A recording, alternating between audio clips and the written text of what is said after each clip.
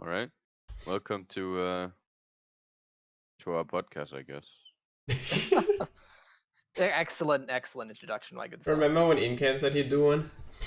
Yeah, I I was about remember. to do one, but then you said, fine, You took pilot like episode. what?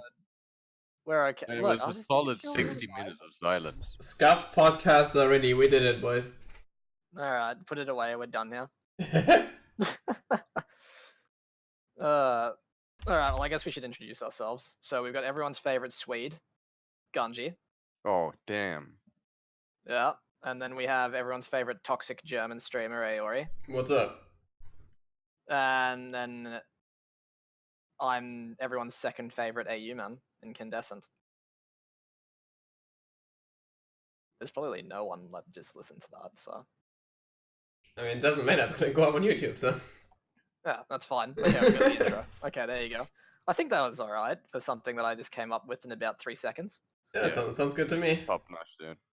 We'll take it, dude. We'll take it. You didn't actually introduce a topic or anything, but like good introduction.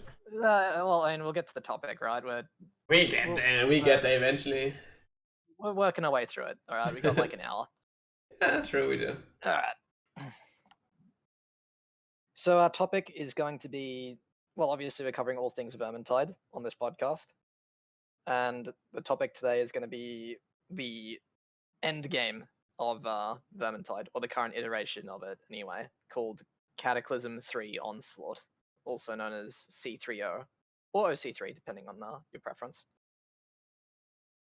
And essentially, it is a modded mode where spawns are increased, horde timers are reduced, and events are changed to be much more challenging, and all enemies have much higher health and also just more what am I trying to say? They have more mass. That's it. I think that's about the gist of it, really. Yeah, mass, for those who don't know, means that your weapons cleave less against these targets. Yeah, you have less total cleave on Cattle 3 than you have on regular Cattle. So yeah, essentially that's what it is, and obviously, if you hear it never having like entered this game or like never having entered modded realm before, it's probably not going to make a whole lot of sense at face value. A lot of the concepts that go into these difficulties and just the game in general are rather complicated for such a simple game.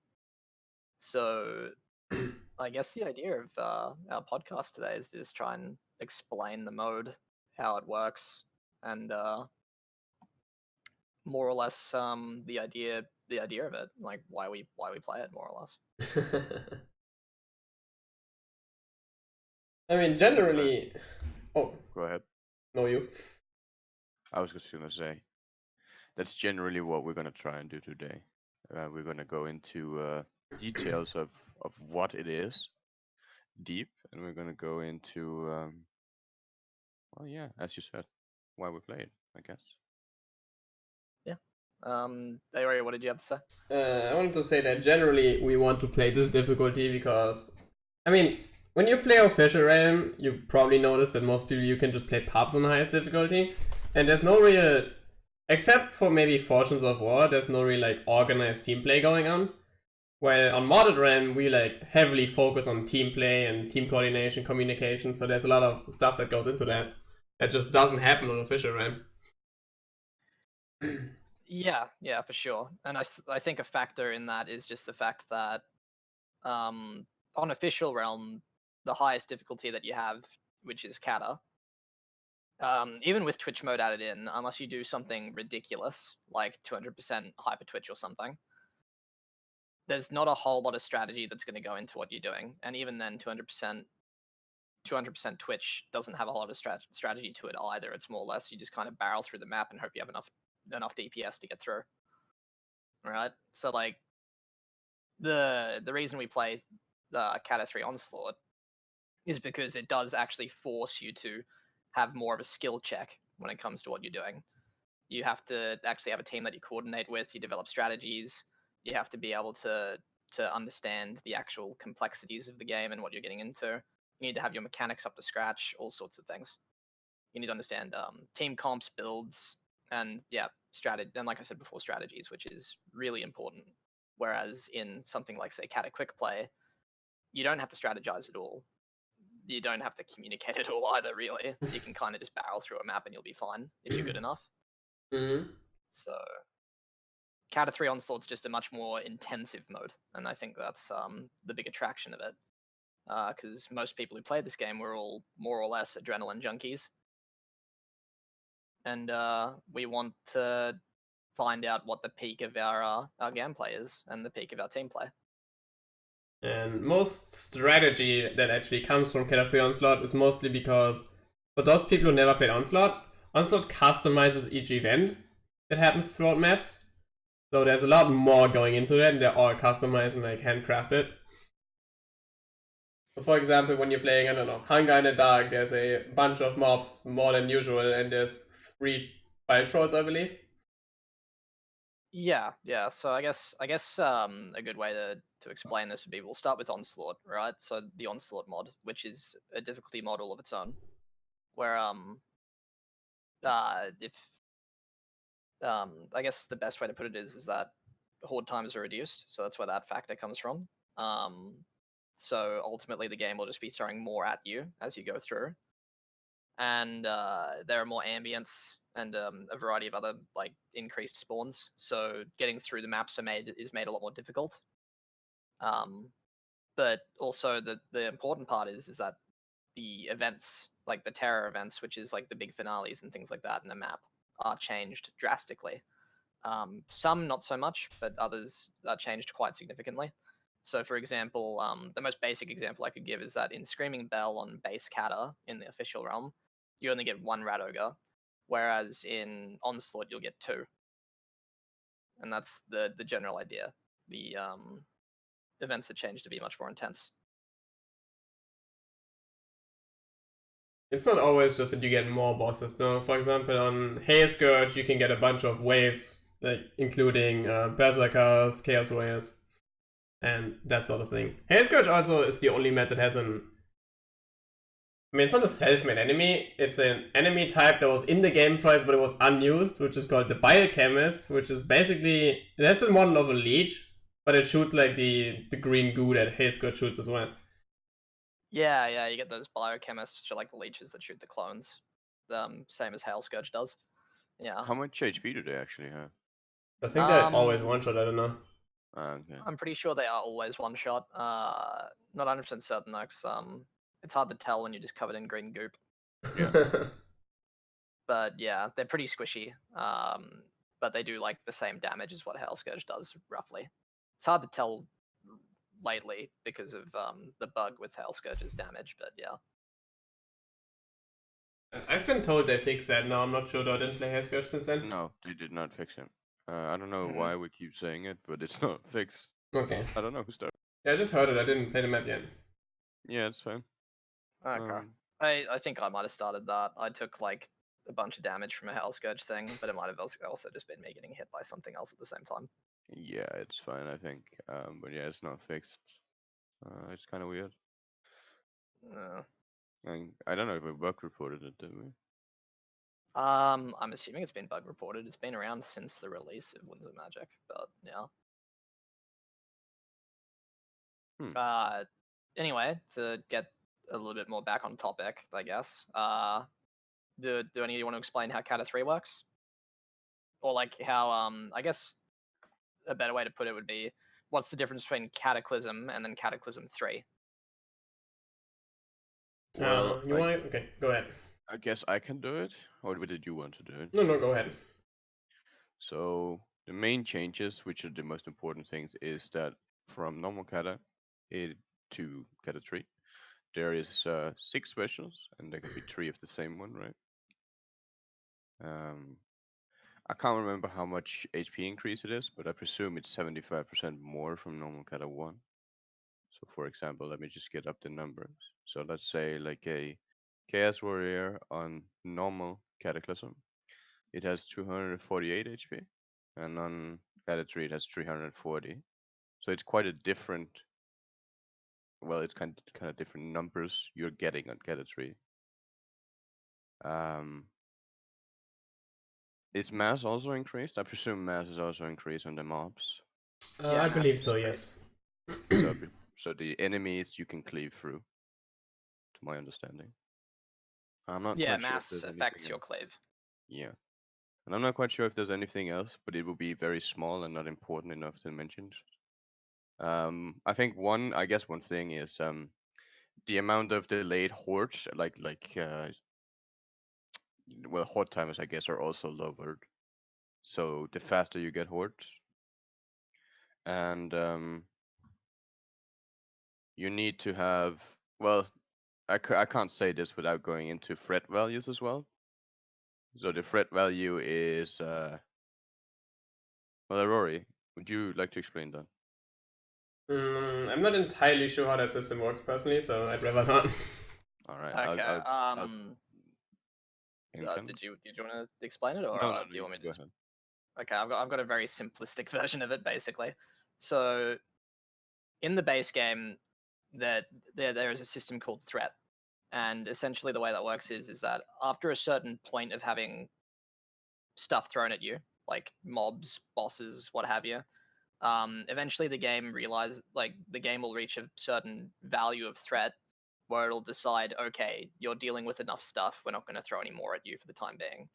There are certain things that will ignore the threat value, and that's things like specials.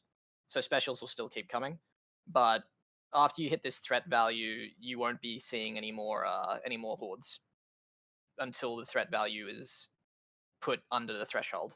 So essentially, you won't get any more hordes until you kill enough things to reduce the threshold.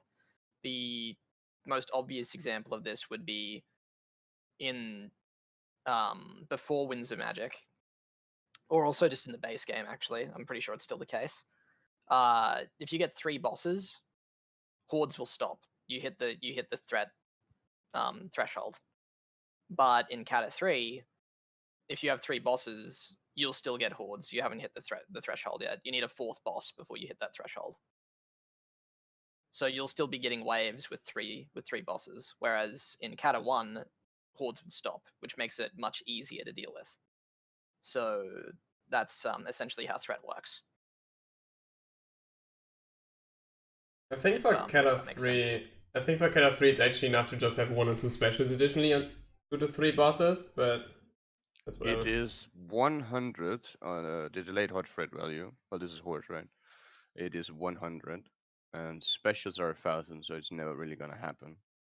Um, but yeah, I have the values for what threat numbers they have as well. They're universal, I think. Yeah, I think in Kata 3, the threat values of like 3 bosses is barely under the threshold. Or it's Let me like, see. I'm not sure how under it is, but it's almost there, but not quite. Yeah, so let's see here. A rat ogre, which is bosses, etc. They're 32, so you're probably right. 3 bosses and a specialist enough to like make an horde not spawn, special lobby to spawn. And then apparently Gatekeeper Nefara, which is the first boss on Skidagate. He Mm-hmm. has 12 threat in the first one phase. He has 2 phases, and then he has 32 as a chaos spawn. And then Chaos Warriors and Bodvar, they have 12. And a Blightstormer and a Blightstable AoE has 10. Then Hmm. Life Leeches gotta run as Pack Masters, and Poison with Globreus, Rattling Gun and Storm Vermin with Shield, Warp Fires and Burblefugue, Hail Scourge, and Raskness has 8. Um, Savages, which is Berserkers, and Maulers and Plague Monks and Storm Vermin have 5. And then Chaos Trash with Shields has 4. And normal Chaos and Clan Rats has 2. And Mm. normal Trash has 1.5, and then 1, 0. Yeah, so triple bosses puts you like just under that threshold, but not over. And Yes. for as long as you're under the threshold, you'll still get hordes. It doesn't matter if the horde will push it over that limit. Yeah, you will be put at 96, so Yeah, and then a horde spawns. The horde will put you over that limit, more than likely. Actually, I'm pretty sure it's guaranteed it will put you over that limit. But the thing is that as soon as you clear the horde, you're under the threshold again, so you'll get another wave eventually. And yeah, so you need like 4 bosses essentially, or you need 3 bosses and a bunch of ambient elites of some kind to prevent hordes from spawning in Kata 3. Whereas in just base Kata, you only need 3 bosses, and you'll stop getting hordes. And I guess there's also something to note when we're playing Category and Onslaught is that we sometimes leave up specials that are less threatening to fill in the special slot to not get something like a Blightstormer casting around. Which typically Yeah, is a gas rat. That's getting like more into strats and like the way it plays rather than like Well, I was how the gonna mode section works. into that. Yeah, we can move into that if you want. Do you feel we've adequately explained how all those like modifiers work, or is there anything we missed? What do you mean? Like, how does special slot work? Or No, how well, did we cover special slots? I mean, we did say that it's like increased specials, but I don't think We really did briefly cover special slots, yeah. okay, yeah, all right then. Well, we can move into how the actual mode works then, sure. Like how it plays out.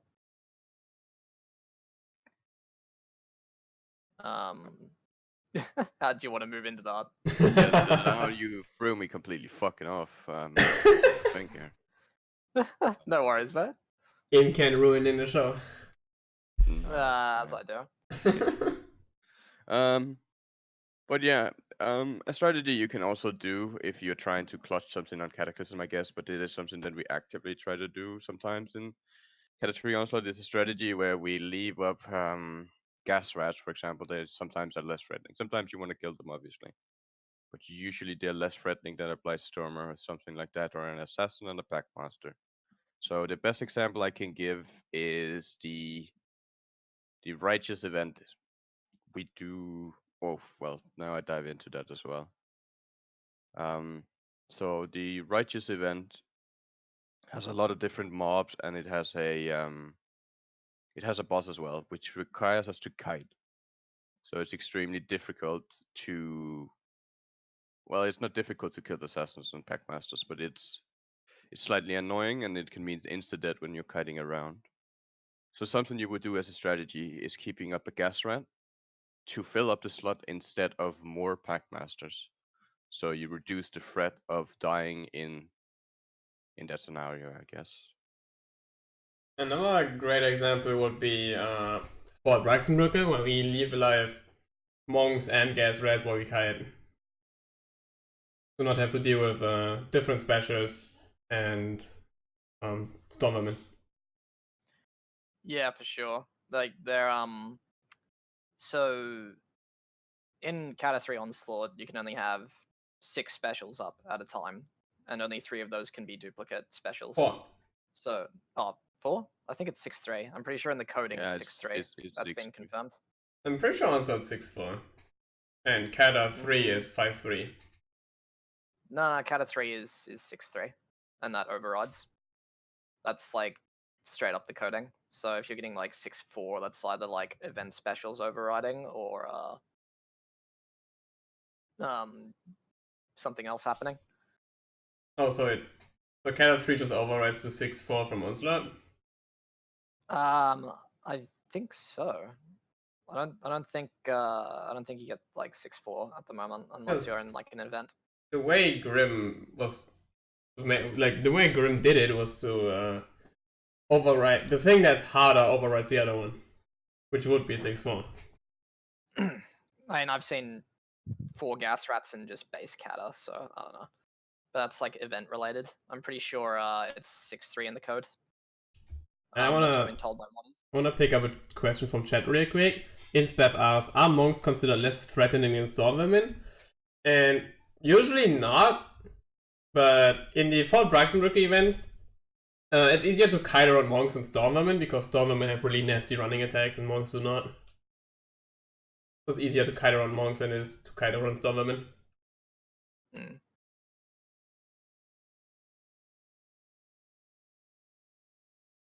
Yeah, like honestly, whichever elites are more threatening is generally almost situational, to be honest. But monks are scarier on ping, I will say that. I think around, well, not maybe not 150, but around 180, I would say. You need to be a little bit careful of the monks because they can easily copy you down there. Mm. I'm not sure if that's correct. You will have to correct me since you're usually on ping. I usually play at like 250 plus, so like. You've never, well, you have played at 180, have you not? I have, but not often. But Oh, okay. I'd say like if you're at 200 ping and above, you have to be a bit more defensive when you're taking on monks. But otherwise, otherwise it's not too big a deal. It's like you just need to make sure you're not biting off more than you can chew. But yeah. So, geez, that completely threw me. What we were talking about? We're talking about specials, right? Yeah. Yes, Mhm. special So slots. a strategy with special slots is to leave a bunch of a certain type of special up that's the least threatening to you at the time, which, as Ganji said, is usually gas rats. And when you do that, that limits the kind of specials you can get of other kinds. So less likely to get disablers and things like that, which is really, really important for actually surviving in the game. Because if you just like obviously you want to kill everything eventually, but if you just go in like way too ham-fisted and you just kill every single special without thinking, you may actually invite a much harder wave of specials, which could end up getting you killed. So a strategy that is employed is to just leave some up that aren't very threatening, so then you can avoid getting the more threatening ones until you're ready to take them on. Yeah, I think that's just about everything about special slots and how to utilize them. Yeah, well, especially in Counter 3 Onslaught, because just because of the sheer special pressure you get, I mean, you it's could apply unlike this anything to. else in the game. Ah, sorry. Oh, there you go. I was just saying you can apply this to normal kata as well. If you were like a duo or something or a solo, and you have to go for rests. Yeah, for Um, sure. but I think that's pretty much everything we can say about that. Yeah, there's not a whole lot of complexity to that particular thing. Aori, did you have anything to say about specials that we might have missed, or? I'm trying to think of something, but I think we got about the gist of it. It's not a Yeah. really complicated system, and it's not that hard to utilize either. It's kind of like a thing to be. It's good to be aware of it, but it's not like a core mechanic. Yeah, it's just like a thing that you should know, but not like a super complicated thing that you need to be like majorly aware of. Pretty Yeah. much, you just need to know what you've got and how many like specials you can have up at a time. Because like just knowing that, you can do the numbers in your head as you go, and you'll know like what to expect, which makes the game a lot easier. If you can count to 6. Yeah, if you can count to 6. Krubba players might have trouble with that. I know I do. uh, 4 or 5, it doesn't matter, dude. Yeah, I mean, yeah, 5, 6, whatever, doesn't matter. But yeah, so like that's specials covered, and then after that, really, it's just a matter of just dealing with the hordes, and then after that is events. So I guess we should probably cover the just the way that the map plays differently with the increased horde pressure as well. And how that stacks up with also the increased special pressure, because like general clearing a map is a lot harder in Cat 3 Onslaught than it is in just the base game. Yeah. There's a lot of stuff that goes into that. I mean, I guess to simplify it would be when you get a horde from behind and there's no ambience in front of you, you can typically always push. And when there's a when there's a horde in front of you, you usually just want to fight it off. Unless it's Skaven, then you could push through it because Skaven are a lot easier to deal with. And generally, when there's no ambience in front, you can usually just push. The problem being, like, usually, I think on official realm, people are used to just, do you see a horde, you fight the horde, you progress. Which, if you would do that on Onslaught, it would just take forever because you have basically constant horde. Yeah, unless you have the DPS to completely shred a horde before the next one shows up, or like the next one, or like before the timer runs out. Yeah, you're not gonna get very far. But it's also important to pick and choose the moments that you push, because certain maps, like say for example Empire and Flames has a lot of different spots you can hold, but the areas between those hold points kind of are really sketchy. So you want to really pick and choose your moments, and understanding the timers will really help with this. Yeah. But you want to pick and choose your moments from when you clear a horde versus to when you hold and clear a horde. And you might have to clear a few hordes before you get the timing. And then you push all the way through and rush to the next hold spot where you rinse and repeat. And that makes the map a lot smoother compared to just like trying to rush through a bunch of hordes in these really rough spots between the hold points. Also, even if there's a horde coming from behind, in which you usually want to push, if there's a boss trigger right in front of you, you usually want to kill that horde to avoid having to fight the horde with the boss. Yeah, so that's where like a lot of the strategy comes into this. In Cataclysm, you don't have to really respect any of these things. Like you don't have to respect the triggers. You don't really have to respect the horde timers either. You don't even necessarily have to respect specials, although they are more threatening than they used to be in older patches. But in Cata 3 Onslaught, you absolutely have to respect these things or your team will wipe. So that's where a lot of the strategy comes into it when it comes to just general map clearing. And then after that, you have the extra layer of strategy, which is the events.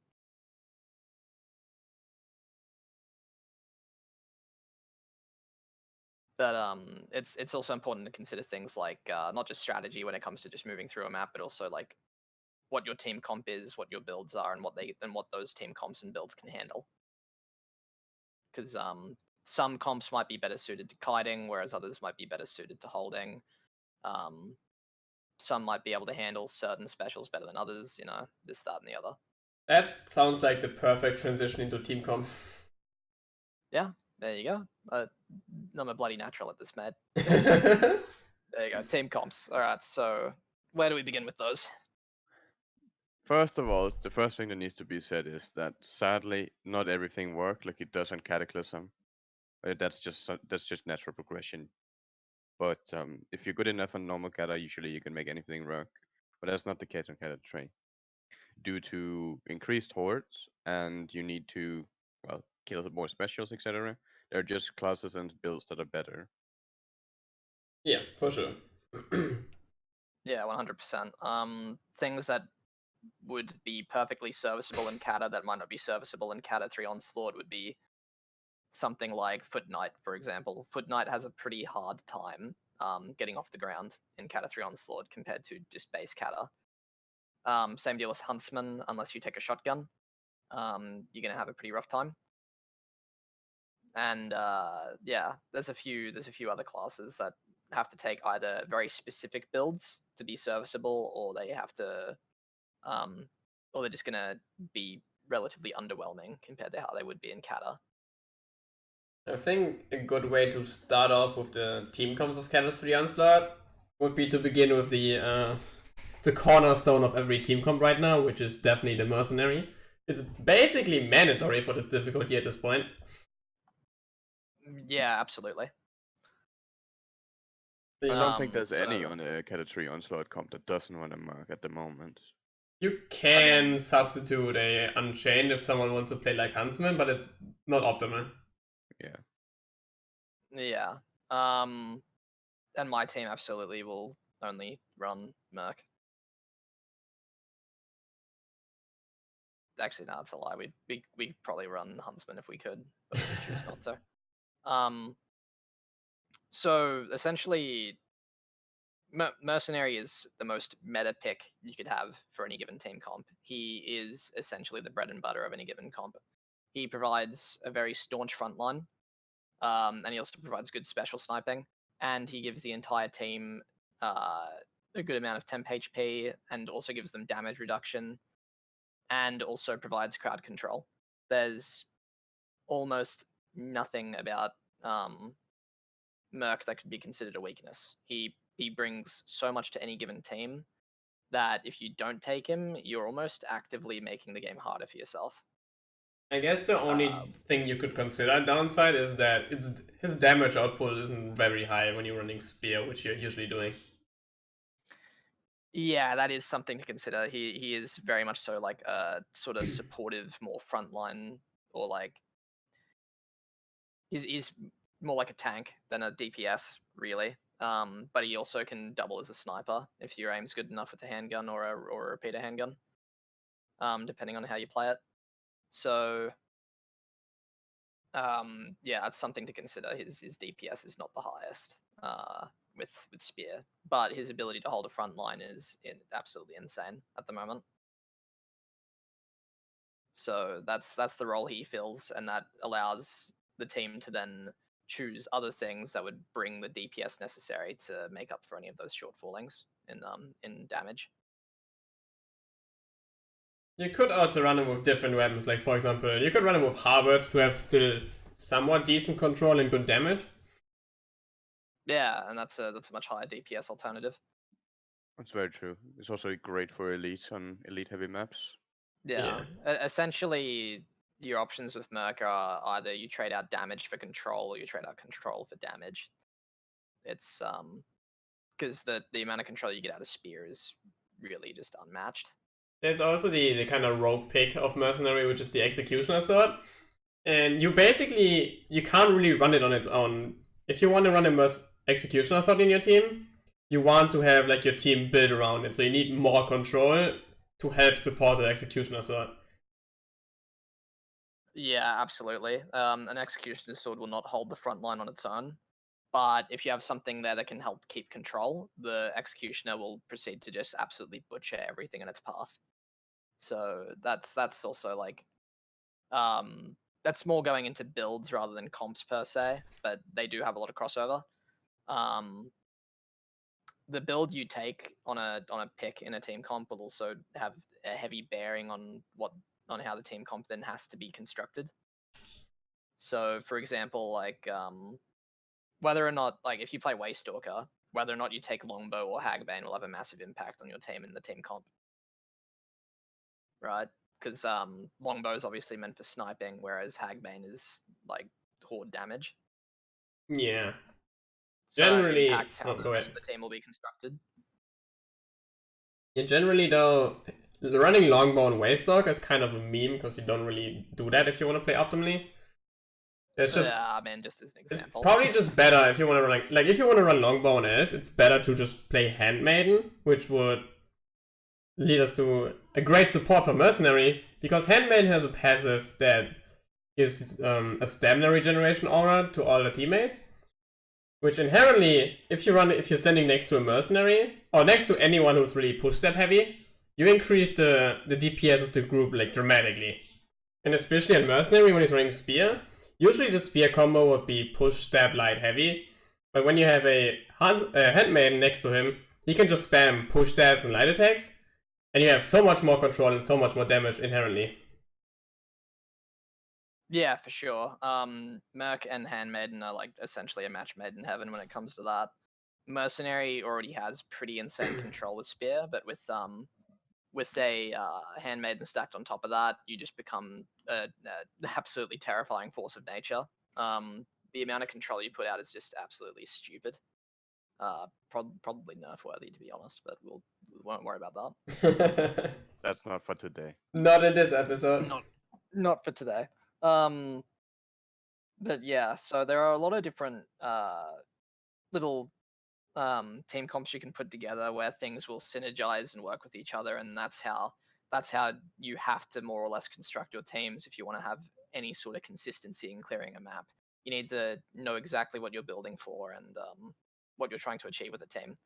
So you need to have a front line to protect your back line, and your back line needs to be able to put out enough damage or control to allow your front line to thrive. It all sort of feeds into each other. They all sort of feed into each other to create the overall team where that's where all your wins come from and enable all your strats. And it's also worth noting that when we're talking about comms, it's important to know what you have picked and fill the role that you have picked. Because a good example would be that you have picked Slayer, for example, right? Which is a very melee orientated class. But something that you need to do is you need to let your snipers kill the specials from far away instead of running off. Obviously, you can do that maybe on Cataclysm, but I wouldn't recommend it doing it. So it is important to know that you choose something and you stick with the role and you help your team so you can win together. Yeah, And that's easily. another thing too. Oh, sorry. Did I cut you off? No. Oh, okay. So that also goes into like trust more or less, right? And like team coordination. Like if you're not the sniper, you have to be able to trust your team sniper to be able to get all the specials. Like if they don't, then that's whatever. It's just a learning curve. But like essentially the team works best when everyone's filling out their roles and not trying to cover everything at once. Right? So you need to know what it is that you're doing, and you need to be able to trust that your team will cover you in whatever role they're doing. So that's a big important part of it, and a lot of communication has to go into that, and that's part of what makes the mode so interesting, in that you're actually having to work with the team to win instead of just sort of pubbing through a map like you would with just base catter in the official realm. Yeah, that's the thing. When people get into modded content, this is like the thing that's most like the biggest problem basically, because you don't learn to trust your team in solos or in pubs. You're basically always playing a jack of all trades build, and you don't rely on your team. You basically just want to do everything by yourself, and then when you just hop into modded content, it's like basically all like it's the complete opposite basically. You need to trust your team with just about everything, and you just need to focus on fulfilling your very specific role. Yeah, exactly. And that sounds really try hard, and I guess yeah, it kind of is. But that's also where a lot of the fun of it comes from. The fact that you do have to go to these lengths to win in this mode. It's incredibly satisfying overcoming the challenges that are presented by this mode. In my opinion. Yeah, I agree with that. And also finding a team that you enjoy playing with and all that is great. I mean, the most fun I've had in this game is playing with teams. Chat asks, I'm interested. What is the best weapon according to people for Handmaiden? The easy way to say it would be just dual daggers longbow. Because dual daggers is by far the best melee DPS right now for Elf. And longbow is just great for sniping. And Handmaiden doesn't really have the ammo sustain that like a Waystalker has. So running Hagbane doesn't really benefit you much because you don't have enough ammo to utilize it properly. A good alternative, though, if you don't want to play dual daggers and you don't like it, sword and dagger is almost the same, but there's also spear and shield, which is a good alternative if you wanted to try something. Yeah, for sure. Spear right now is a bit on the weaker side, but spear and shield is actually quite good at the moment. After the changes to it. One thing you do have to keep in mind with shield weapons though is that you give up a lot of visibility when you take them. So, and you give up a fair whack of damage. But you'll also have such an insane defense that you can pretty much hold a front line all day. So that is something to consider. It just depends on what kind of role you want to fill out with your melee weapon. Like with dual daggers, you won't be holding a front line, but you will be doing a ton of DPS. With spear and shield, on the other hand, you'll be holding a front line. Yeah, the difference between dual daggers and spear and shield is like pretty significant shift in your role actually. When you're playing dual daggers, you're on the front line, you're kind of supporting the mercenary, doing good amount of damage. You're usually the main armor damage of your team in that case. And when you're running spear and shield, you just you're also supporting a mercenary, but you're mostly just frontline control and you're not going in for the big armor damage. Yeah, exactly. The role you occupy changes. Although spear and shield, to its credit, does do a lot more damage than most shield weapons, and honestly feels a lot better in terms of that sort of role than other shield weapons, just because of the fact that you can actually put out some decent damage if you want to. It's And not you can nothing dodge to properly. Yeah, and you can dodge properly. That too, that's another thing to consider. So yeah, it's actually an interesting point because that's a really good example of how your build will affect your role. Like spear and shield and dual daggers are worlds apart in terms of the role you're trying to fulfill. So that is a really good example of how builds affect comps, and would also then go on to affect strats as well.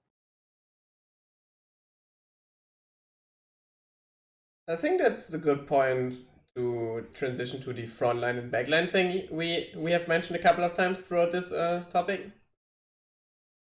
Do Yeah, we can go more in depth on that. elaborate on that, Mr. Ganjo? Yeah, sure. I can do that. Epic. So, and you must correct me because I'm not quite sure on this. Okay. But you. So backlines and front lines is essentially the most important part in my opinion. You gotta not frontline when you're backlining. So I'll explain what a frontline as an example is. I guess we talked about Merc, for example, which is in the front all the time, and usually what you want to do when you're a Merc or you another example of of a frontliner is a Witch Hunter Captain, I could say, but that's more of a jack of all trade. But Merc is more a frontline in traditional sense, I guess. What you want to do as a Merc is usually stand in front of, let's say, an elf or something with a hackbang. You want to stand in front to draw aggro, which is the attacks away from the elf, and you want to control hordes and elites so they don't overhead, so they can DPS them down. Then the elves is kind of the backline, where your job is to help your frontline kill the enemies quickly, of course, and control the and well, not control the specials, but kill the specials so they do not endanger the team for a wipe, for example, because you can easily get overwhelmed and get a 3 onslaught by specials, obviously, because there's so many of them. So your role is usually to keep an eye out for special, listen to them, kill them, and stuff like that, and then kill elites, and obviously the horde as well. I think that's the simplified version of it. Um, then we come into then there's a role that I don't know if I've invented, but it's something that is not really talked about. We call it a midliner, which can essentially do both things. You can frontline when needed to, but you can also backline for a short period of time to help your backline, like the true backline. And something like that, I would say, is either the well, Witch Hunter Captain is probably a midliner. You must correct me on this. Yeah, I think. No, I mean, it that is depends correct. whether you define a backliner in that sense, as the Witcher captain going away from the front line to snipe a special and then going back. Yeah, that's very true. So the term that I use for that is just flex. You can flex out to a sniper role if you have to. Um, that's something that I'd say our team does a lot. Like Pershing, when he's on Witch Hunter Captain, will flex out a lot between either the front lining or pure sniping for a bit, depending on how much pressure we have to deal with. Kruber as well is another person that would that flexes out a lot from front lining to then snipe, and they get an extremely high number of special kills when they do that. So I think that's what defines sort of flexing between roles. Because I play almost pure frontline, which means I'm barely ever sniping, I'm just holding the line, so then other people can do the roles they have to do. Whereas flex can have a bit more fluidity in how they operate because they actually have to cover more than one base as part of their role. And that kind of just comes down to class pick as well, and also like itemization. Like I wouldn't say that a Witch Hunter captain with like brace of pistols is necessarily flexing out between roles, because brace of pistols isn't like a true sniper weapon. Same deal with like repeater handgun, for example. I'd say you need to have like a handgun or a crossbow if you're going to be considered like mid-lining in that way. Yeah, Witch Hunter captain is probably the best example of that. You are Yeah, usually on the 100%. front line, but then when there's a special, you are typically I mean, in our group at least, Witch Hunter captain is typically responsible for dealing with specials. Yeah, for sure. And then like backliners, to give more context to it, like a true backliner would be like any given wizard, just about, right? Like if you have like a fireball pyro or something, or like conflag pyro, they are true backline where you don't really want them engaging in melee that often, if at all, if you can help it. Same deal with Waystalker. You want them to always be either hitting the horde with with flames or with hagmen, or killing specials to an extent. Yeah, Waystalker's kind of funny right now because you have to go into the horde like every 2 seconds, but you mostly sit backlining, yeah. Yeah, I mean, like dipping in and out to proc bloodshot is one thing. I wouldn't call that flexing or anything like that. That's it's still pretty not. much true backline.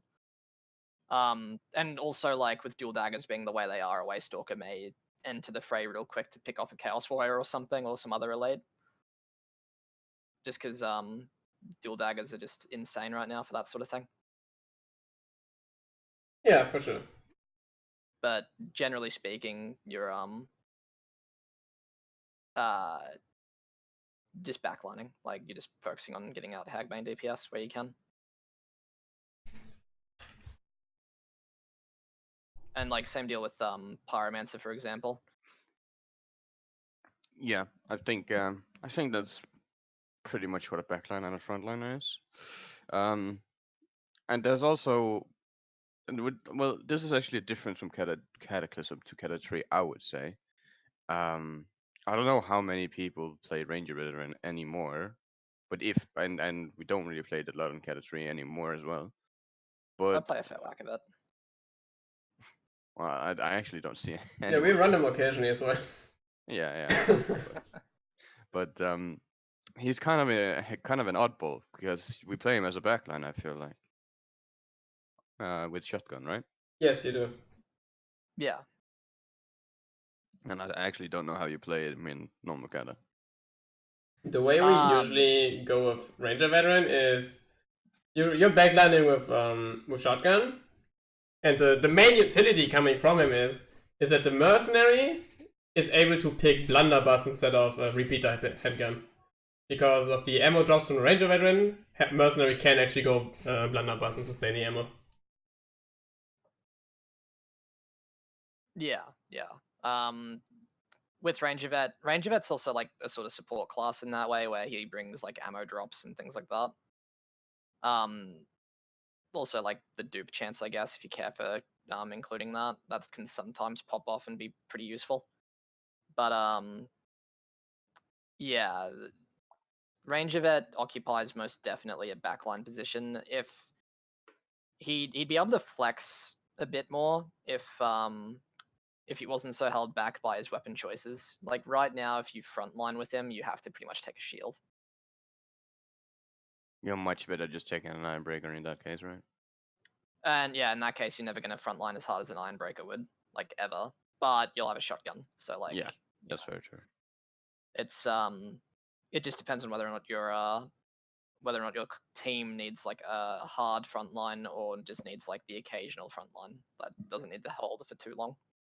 Because a Ranger Vet can only stay on the front line for like X amount of time before he starts getting pummeled on stamina.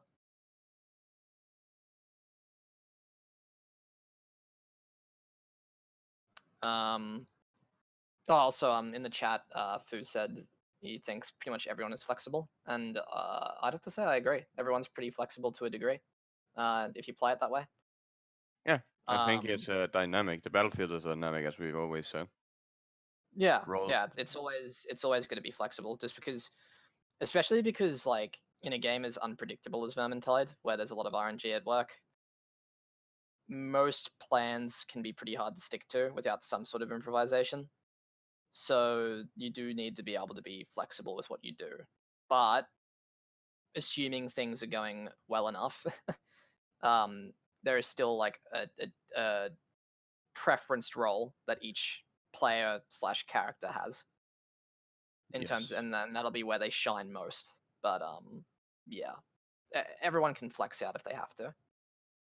It's just the nature of the game. Yeah, a good example would be Mercenary, where unless you don't have another choice, like your, I don't know, your Witcher captain is occupied or down or something, it harms the team a lot more if you go out and, I don't know, go and try and snipe a Blightstormer with your handgun, instead of just staying on the horde and controlling for your team to do damage, and also for someone else to deal with the Blightstormer. So unless you really have to, it's probably kind of suboptimal to flex out with Mercenary. Yeah, maybe it depends on the team. Like for example, my team flexes out Mercenary all the time, but that's also because I'm playing hard frontline, right? So I'm gonna have that covered no matter what. So, or we have at least a couple other players that are playing frontline, so then we can get away with doing that.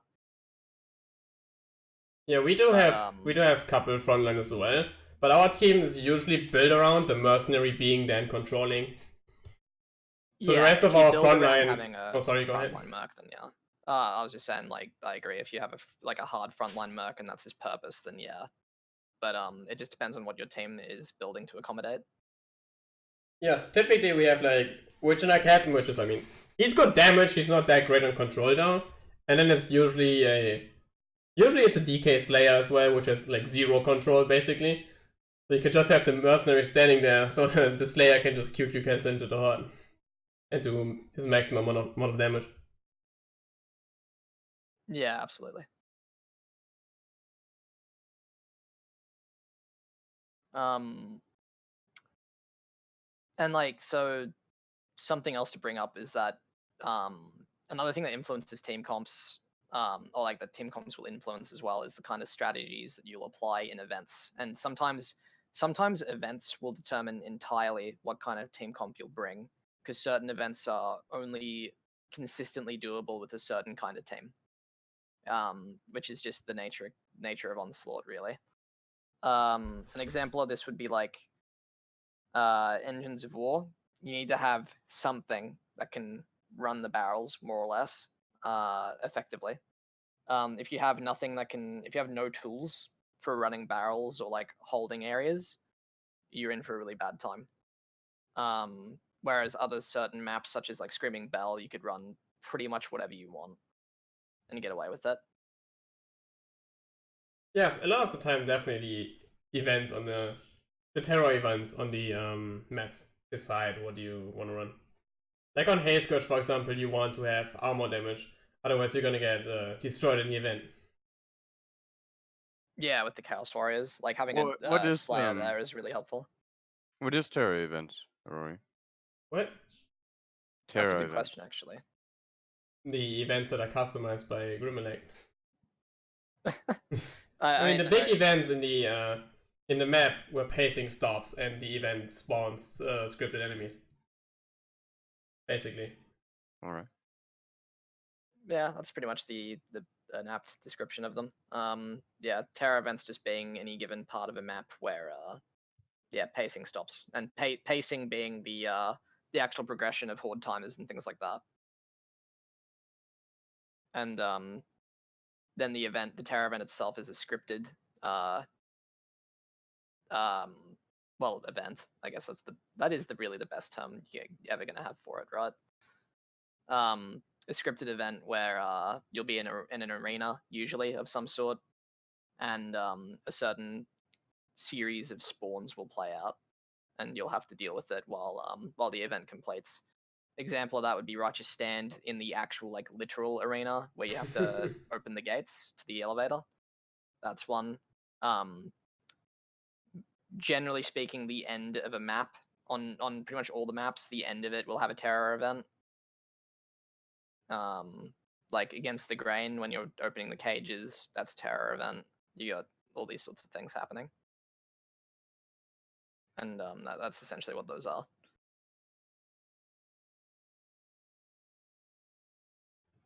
And in Onslaught, you may very well have to build a team comp centered entirely around those, rather than necessarily the map itself or personal preferences.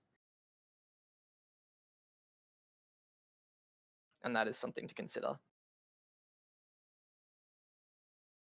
Yeah, for the most part, the events on Onslaught are the hardest part of the map. So typically you want to build around that. Generally, most team comps can deal with just the ambience and hearts and stuff. But the events is where you like really need to think about your team comps and what you need to bring for this particular map. Yeah, for sure.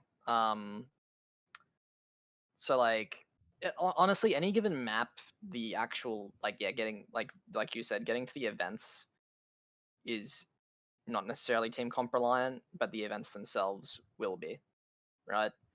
So because just cutting through the map, obviously the way you go about it will vary with team comp, but generally speaking, it's more or less just a DPS and then also like common sense check in a way, or like common sense check. Actually, no, it's not really common sense. It's more like aggression check almost, because if you go too aggressive into a map, you'll probably end up getting yourselves overwhelmed. So like you need to be able to do enough damage to be able to progress through the map, but then you also need to be making sure that you're not putting yourself in any situations that will slow you down, and that's really all there is to it. It's not too hard to get that sorted. It's also a special pressure check, so you need to be able to snipe and all that. But that is generally nothing too complicated. It's the events of a map where the real complexity kicks in and where the real strategies and all that sort of thing kick in.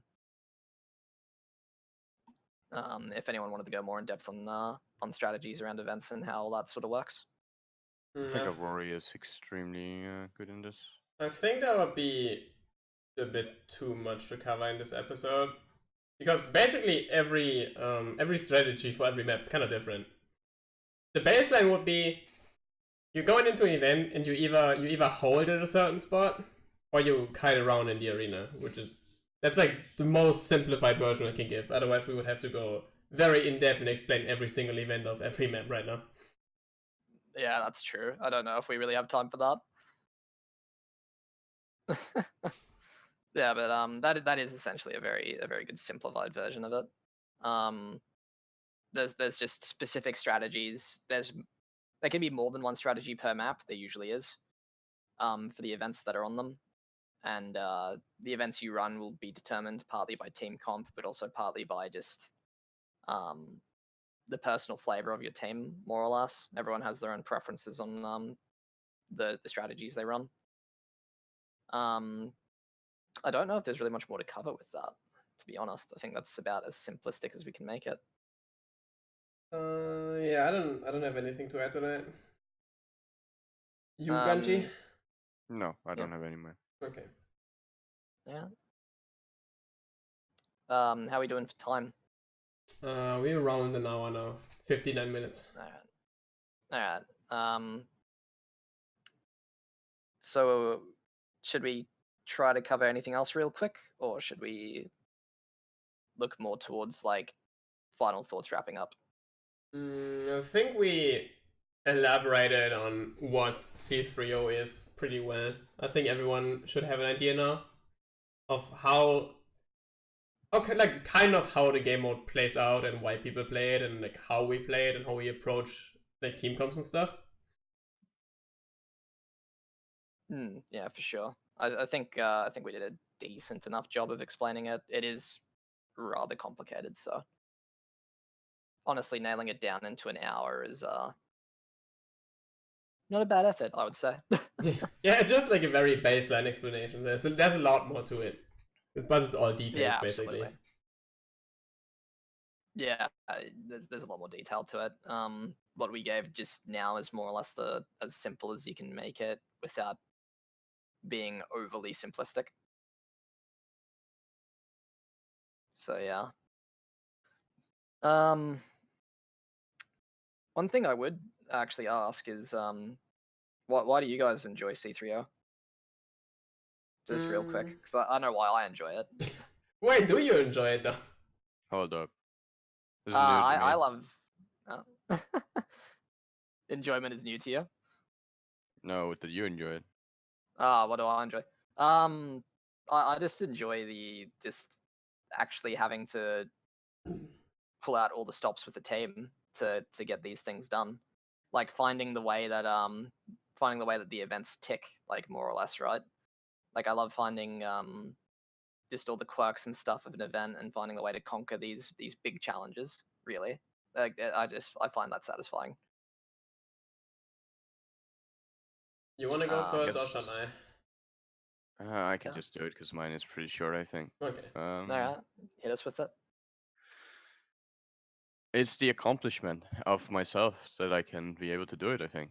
It is pure self-enjoyment, and I'm happy that I can pull it off when I win.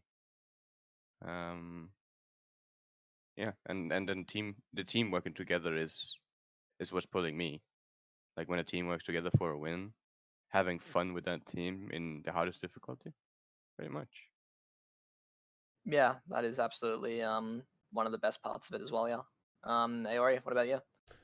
I mean, I really enjoyed the challenge, so I think Yeah, the challenge.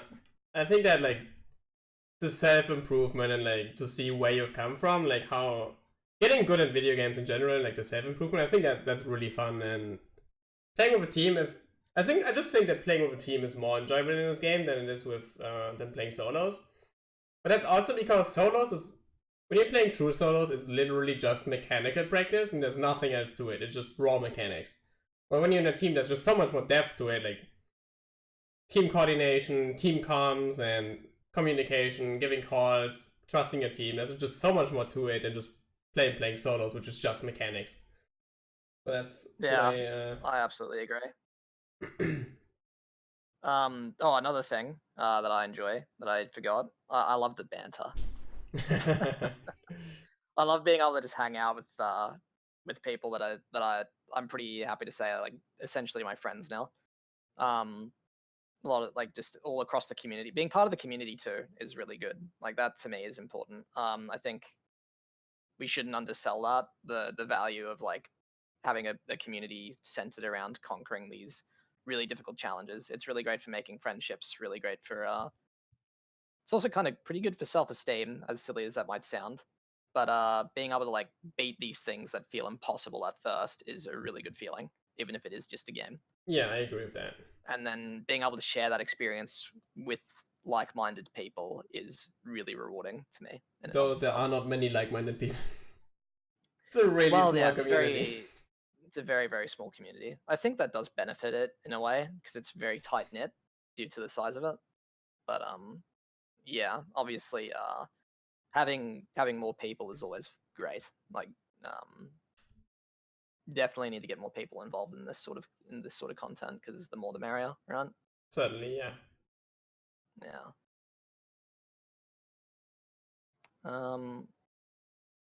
I think we've covered about all we are able to cover within a reasonable amount of time then. Yeah. Yeah. Aori, did you want to do an outro or anything, or did you want to stick around and maybe cover a couple more things? Up to you. I'm just gonna hit the stop stream button and then run away. You can do that too if you want. We should probably thank people for watching. I think. Yeah, I mean the probably the default things, right? I mean, thanks for watching, guys. Yeah. I really hope you enjoyed the podcast. If you did, make sure to like either leave a YouTube comment or message me on Discord or whatever if you enjoyed the podcast. If you want to see more episodes, this is kind of a pilot episode to see how people perceive it. I probably post it on Reddit as well. I don't know yet, depending if I want to deal with Reddit. That's always a challenge in and of itself. It is. I think that's just about it. You guys want to say anything? I might chill my stream real quick. Oh yeah, go ahead. So I do streams at twitch.tv/incandescent_AU. I stream a lot of this endgame content that we've been discussing, among other things, that are Vermintide related, and I'm always happy to chat, always happy to play. So if you want to check that out, it's up to you. But mostly what I'd like to see is just people get themselves involved in the community. More players, the better. Very well said. Yeah. Ganji, how about you? You got anything to say? I have a super scuffed stream at Ganji Twitch. I stream once in a while when I hate myself. It's shit quality as well, so you know it's fucking good. That's all I have to say. That is some top tier advertising right there, man. Thank you. Proud of you. Oh, chat says I hashtag think- Cataclysm should be free. Yeah, I agree with that one. Free the catter. I guess on that note, we can end the podcast. Yeah. Oh yeah, one thing we should say, Yeah, the podcast is a bi-weekly thing, so we're back in 2 weeks. Sounds good. Sounds good. Same time, by the way. And we'll probably get guests next time, so look forward to get some that. extra people in. We've got an extra co-host that we're missing today as well. Yeah, because he stayed up till 5 a.m. because he forgot we were going to do a podcast. He was the one that actually said if we were doing it on Sunday as well. In hindsight, we're not the most organized group of lads, are we? Not really, no. It's fine. I think we're always intending to kind of wing this, so it's whatever. Yeah. I'd say we did good. Except for Ganji the nerd making the script. Or taking notes or true. whatever. Ganji's the only one out of us that's like actually organizing stuff, really. I'm just here, dude. I just press buttons. I'm just here talking about pressing buttons. Yeah. Alright. I think that's us, lads. I think that's Yeah, that's that's about a it. good note to end it on. Alright. Thanks again, everyone, for watching. We'll catch you next time, I guess. Goodbye, lads.